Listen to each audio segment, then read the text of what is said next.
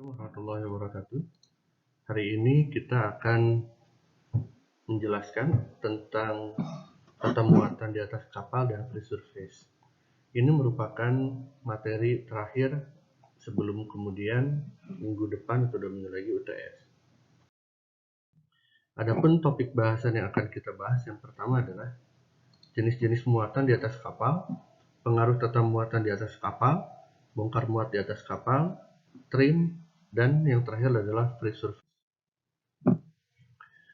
Muatan di atas kapal, kalau di dalam bahasa internasionalnya itu adalah kargo. Muatan apapun dinamakan dengan kargo. Di kapal niaga itu diatur dalam International Maritime Dangerous Goods Code atau IMDG's Code. Bukunya ada 2 volume dan dibagi dalam 9 kelas seperti yang ada pada logo gambar di sebelah kiri. Ini mungkin familiar ya buat kita semua, yang bisa kita lihat seperti di mobil tanker Pertamina, tangki Pertamina, atau mobil-mobil lain yang memang mengangkut zat-zat berbahaya. Tanda-tanda ini sudah ditetapkan dan berlaku secara internasional. Ini klasifikasinya mulai dari eksplosif, lalu ada yang toksik, logonya seperti itu, dan itu memang harus ditempel, dipasang di wadah-wadah yang mengandung benda-benda berbahaya. Ada banyak tipe kargo, mulai dari ditinjau dari cara memuat, sifat atau mutu, ditinjau dari perhitungan biaya angkut. Yang pertama, dari muatan ditinjau dari cara pemuatannya, bisa kita bagi menjadi 6. Kalau dimuatnya dengan curah, yaitu muatan yang tidak menggunakan kemasan ya, seperti batu bara, gandum, semen, biji besi, jagung, kopra, dan lain-lain. Ini dinamakan dengan muatan curah atau bulk cargo. Ada juga muatan dingin beku. Ini muatan yang membutuhkan suhu tertentu yang cukup rendah dan dikirim dalam kondisi beku seperti daging, keju, buah, dan sayuran. Sayuran pun hanya beberapa saja. Tidak semua sayuran bisa dibekukan. Mungkin tidak beku tapi dalam suhu rendah. Kalau untuk sayuran, kalau buah-buahan ada yang beku seperti kurma, itu dikirim dalam kondisi beku. Muatan cair, yaitu muatan olahan dari basil minyak seperti MDF, bensin, kerosin, minyak kelapa sawit, dan lain-lain. Muatan cair ini biasanya dikirim dalam bentuk, kalaupun kontainer dia ada tangkinya, terus ada juga yang menggunakan pipa dan lain sebagainya, tergantung jarak pengiriman. Kalau jaraknya misalnya dekat seperti dari Batam ke Riau, itu pengiriman muatan cair biasa menggunakan pipa. Kalau jauh baru menggunakan kontainer. Ada juga muatan gas, yaitu muatan yang berupa gas seperti gas alam cair. Sebetulnya gas alam cair masuk ke dalam muatan cair, hanya saja perlakuannya adalah muatan gas, di mana di dalam pemuatannya memperhatikan prinsip-prinsip bahwa LNG ini bisa menguap dan bisa menimbulkan berbahaya. Yang kelima adalah muatan campuran, yaitu muatan yang memiliki atau menggunakan kemasan tertentu seperti peti-peti, karung-karung, karton, kelontongan, dan lain sebagainya. Lalu yang terakhir adalah muatan peti kemas. Muatan peti kemas ini adalah muatan yang berupa peti dari baja dengan ukuran standar. Umumnya, ukuran standar peti kemas adalah 20 feet dan 40 feet. Hanya saja kalau kita berinteraksi dengan negara seperti Inggris, dia memiliki ukuran standar tersendiri, yaitu 25 feet dan 45 feet. Ini adalah beberapa contoh benda-benda yang dimasukkan ke dalam kontainer. Seperti yang paling atas ini adalah batu bara, bisa ini pasir, ini juga bisa pasir, dimuat dalam bentuk curah itu seperti ini. Ini daging dalam bentuk beku, dikemas terlebih dahulu, kemudian dimasukkan ke dalam box, lalu dikirim beku. Kalau yang tengah ini bawah itu kapal yang mengangkut muatan cair, misalnya LNG, bensin, dan lain sebagainya. Ini adalah bentuk-bentuk kontainer, mulai dari 20 feet, 40 feet, dan high cube, dia lebih tinggi. Ada kontainer untuk dry van, jadi dia kering. Ada river, dia ada pendinginnya di sini. Ada tanknya di sini untuk bahan cair ya. Flexi tank, ini tanknya bisa dicopot. Open side, jadi kontainer yang bisa dibuka pinggirnya. Open top, ada yang buka atasnya, dan flat rack seperti ini.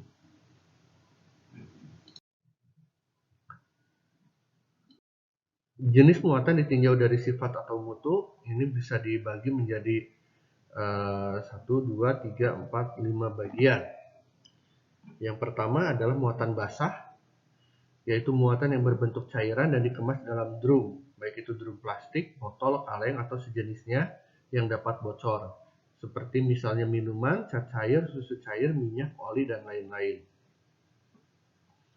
Ada juga muatan kering, yaitu muatan yang tidak mengandung cairan, seperti contohnya kaca, besi, kelontongan, kertas, biji plastik, dan lain-lain. Yang ketiga adalah muatan bersih, yaitu muatan yang tidak meninggalkan kotoran, seperti kaca, tekstil, timah, batangan, dan lain-lain. Muatan kotor yaitu muatan yang meninggalkan kotoran seperti arang, semen, aspal, terigu, kayu, dan lain-lain. Muatan berbau yaitu muatan yang mengeluarkan aroma yang tajam, yang tidak enak, dan menyebabkan kerusakan pada muatan lain seperti amonia, karet mentah, ikan asin, makanan lemak, dan lain-lain.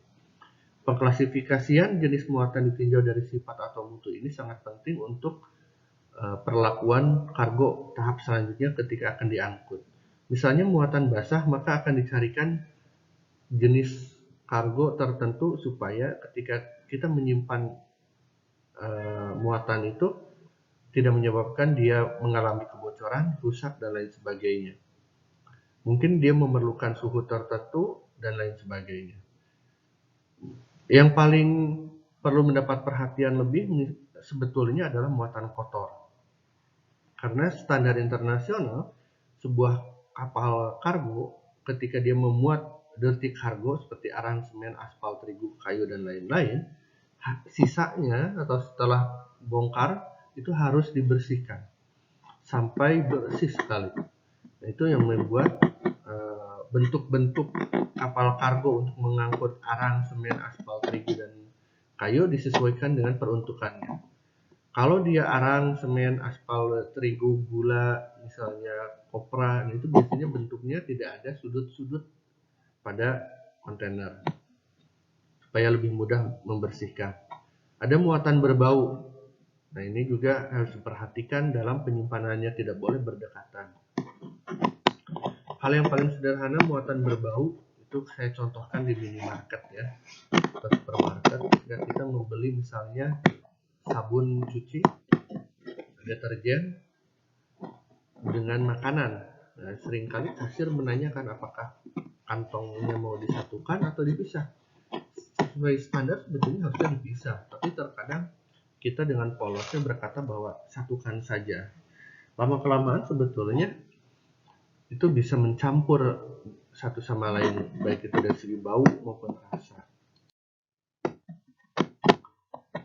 Ditinjau dari muatan sifat dan mutu yang lainnya itu ada muatan peka, delicate cargo, yaitu muatan yang mudah rusak akibat aroma bau lainnya, seperti tembakau, teh, kopi, dan lain-lain. Kalau kalian memiliki kopi maupun teh, lalu dibungkus tidak begitu rapat dan berdekatan dengan benda lain, misalnya kalian punya teh lalu berdekatan dengan kopi, maka nanti rasanya akan ada sedikit bau kopi, ada sedikit bau teh. Atau bahkan ada teh yang kemudian dekat dengan kopi, bau tehnya hilang. Bisa jadi seperti itu karena kalah dari segi kekuatan baunya. Ada muatan berbahaya, yaitu muatan yang mengandung resiko terhadap keselamatan jiwa manusia, kapal, dan muatan lainnya seperti amunisi, bahan kimia beracun, batu bara, korek api, dan lain-lain. Nah, penempatannya pun biasanya untuk muatan berbahaya ini khusus, penanganannya, posisinya itu khusus supaya ketika terjadi sesuatu yang tidak diinginkan, penanganannya menjadi lebih mudah.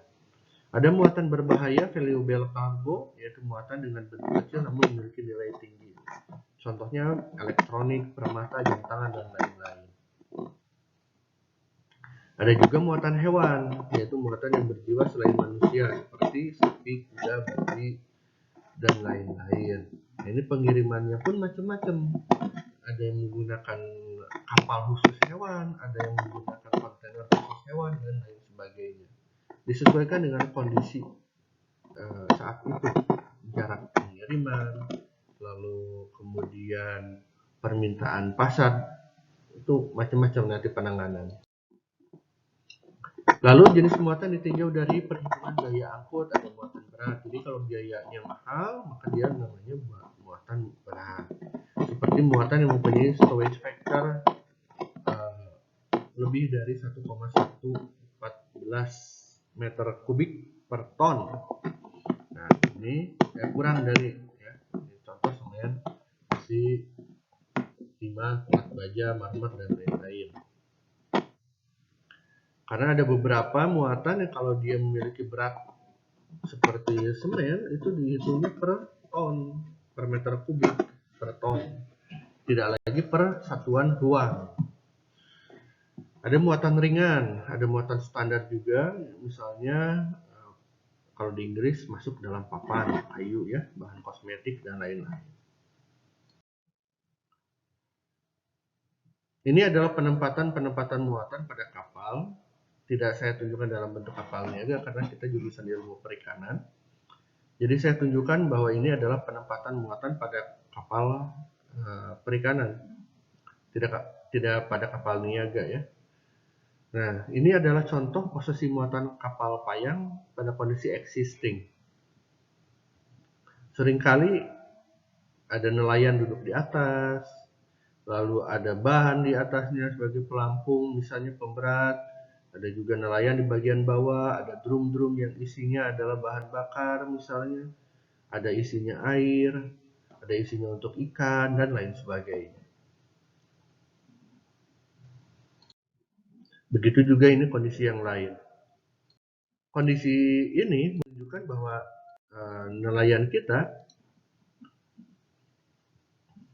dalam melakukan dalam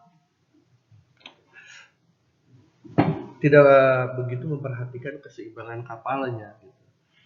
Jadi dia yang penting ada ABK ikut, yang penting barang-barang yang dia angkut itu adalah sudah lengkap gitu kan.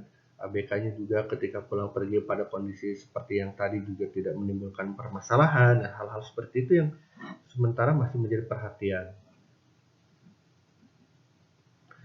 Lalu ini adalah prinsip dalam penanganan dan pengaturan muatan. Yang pertama, ketika kita memasukkan muatan ke dalam kapal, memasukkan kargo dalam kapal, maka kargo itu harus bisa melindungi kapal. Artinya, ketika ada beban masuk ke dalam kapal, kapal tersebut masih dalam kondisi yang seharusnya stabil, tidak mengalami gangguan, tidak menimbulkan kebocoran, dan lain sebagainya. Itu artinya melindungi kapal. Dan juga harus bisa melindungi muatan. Jangan sampai kita memprioritaskan melindungi kapal, tetapi kemudian tidak bisa melindungi muatan. Terus nanti sama juga dengan merusak. Jadi ketika di jalan nanti bisa terjadi kolaps, bisa terjadi hal-hal yang tidak diinginkan. Dalam penanganan muatan juga atau pengaturan muatan harus memanfaatkan ruang muat semaksimal mungkin, sehingga biaya muat, biaya angkut itu sepadan dengan jumlah barang yang masuk, tidak mengalami kerugian di kemudian hari. Kalau prinsip dari kapal kargo ya. Lalu ada juga bongkar muat secara cepat, teratur, dan sistematis. Karena apa? Karena kalau di kapal niaga, bongkar muat itu dihitung per satuan waktu. Berapa lama dia melakukan bongkar, selama itu pula dia membayar untuk sewa dermaga. Semakin lama dia bongkar, maka kos yang dikeluarkan semakin tinggi. Itu juga yang menjadi permasalahan di pelabuhan-pelabuhan niaga di Indonesia karena waktu tunggu atau waktu sewa untuk dermaga itu lama. Sehingga perusahaan-perusahaan banyak yang merugi karena mengeluarkan biaya ekstra untuk sewa dermaga. Nah, yang terakhir adalah melindungi ABK dan buruh. Jadi tidak boleh kemudian barang-barang yang dimuat ke dalam kapal berbahaya untuk ABK dan buruh. Misalnya, barang-barang berbahaya tidak kita belikan label sebagaimana seharusnya. Sehingga ABK maupun buruh menjadi tidak mengetahui kalau ini mengandung zat-zat berbahaya. Nah, itu jangan sampai dilakukan. Muatan juga bisa dimuat secara tegak, menyangkut stabilitas melintang nantinya. Jika pembagian muatan secara tegak terkonsentrasi pada bagian bawah, maka kapal akan memiliki nilai GM yang besar. Dan akibatnya, kapal memiliki sifat yang kaku, stiff. Jika pembagian muatan secara tegak terkonsentrasi pada bagian atas, maka kapal akan memiliki nilai GM yang kecil. Dan akibatnya, kapal memiliki sifat yang tender. Nah, misalnya seperti ini ada di atas ya, GM-nya mengecil dia. Ya, kalau di bawahnya menjadi besar. Kalau di atas itu nantinya kapal menjadi tidak stabil.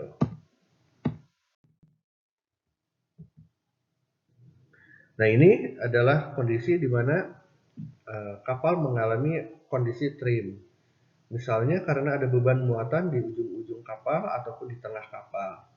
Jika terus-menerus kapal itu mendapatkan perlakuan seperti itu, maka posisi kapal akan mengalami hogging namanya, yaitu terjadinya tension di bagian tengah yang disebabkan oleh beban di ujung kanan, di ujung haluan maupun buritan. Ataupun ada kapal mengalami posisi sagging karena ada tekanan ke bawah akibat kargo yang terpusat di tengah. Nah, ini juga tidak baik untuk kapal, sehingga kapal nanti mengalami ketidakstabilan. Trim ada juga yang mengalami posisi dongak maupun nungging. Nungging karena beban ada di bagian depan, dongak karena beban ada di bagian buritan. Trim kapal dapat diartikan sebagai suatu keadaan kapal dalam kondisi lease ya, sengit, secara membujur longitudinal. Trim tidak diukur dalam besaran derajat, tetapi dalam perbedaan antara syarat depan dan syarat belakang. Jadi ada perbedaan berapa sentimeter atau berapa meter, itu yang dihitung. Jika syarat depan lebih besar daripada syarat belakang, maka kapal dalam kondisi trim depan. Jika syarat belakang lebih besar dari syarat depan, maka kapal dalam kondisi trim belakang. Jika syarat depan sama dengan syarat belakang, maka kapal dalam kondisi trim 0. Ini adalah kondisi-kondisi di mana trim depan, trim belakang, dan trim 0. Pendistribusian muatan pada kondisi untuk menghindari trim memang menjadi sangat penting. Tidak boleh ada satu bagian mengalami berat yang berlebih ataupun kekurangan berat, baik secara membujur maupun secara melintang, sehingga akan menghindari efek trim pada kapal, baik itu sagging maupun hogging. Jika distribusi muatan berpusat pada bagian tengah, nantinya kapal mengalami sagging. Apabila distribusi muatan terpusat pada bagian ujung-ujung kapal, maka kapal akan mengalami hogging. Ini pembagian muatan secara melintang, tadi sudah dijelaskan. Kalau di kapal niaga itu ada namanya twin deck yang bisa digunakan untuk distribusi muatan.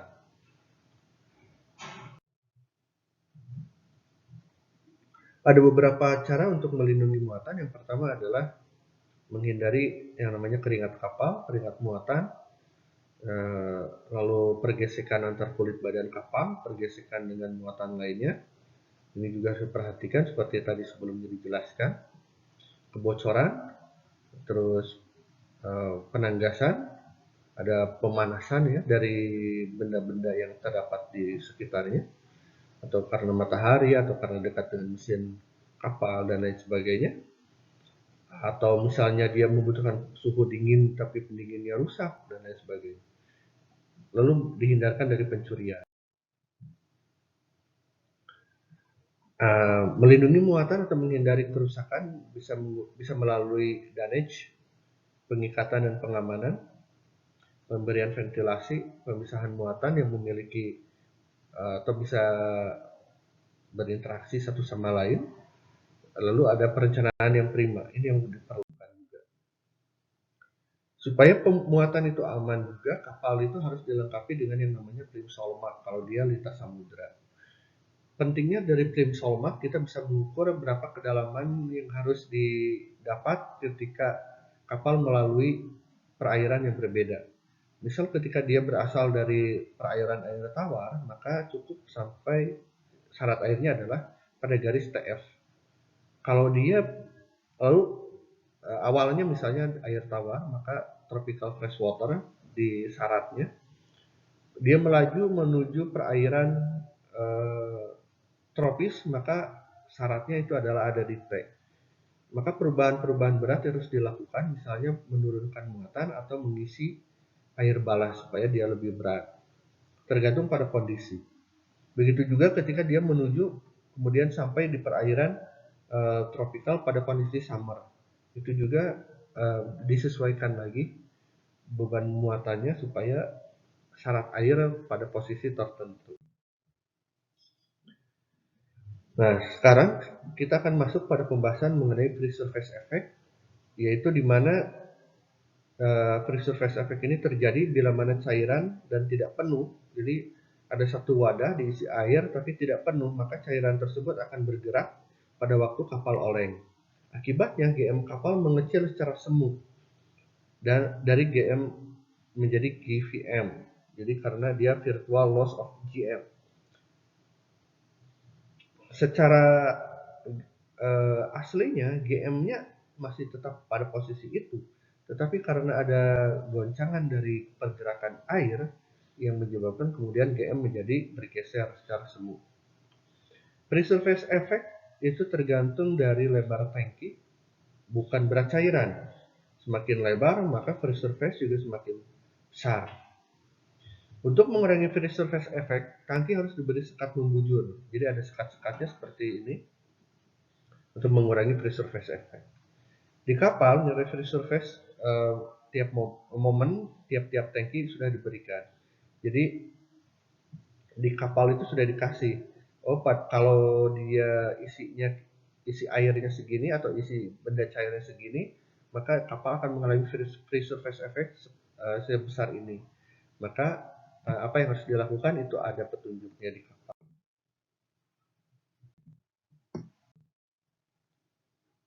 Kita lewat. Oke, itu aja dulu ya kuliah hari ini. Terima kasih atas perhatiannya. Assalamualaikum warahmatullahi wabarakatuh.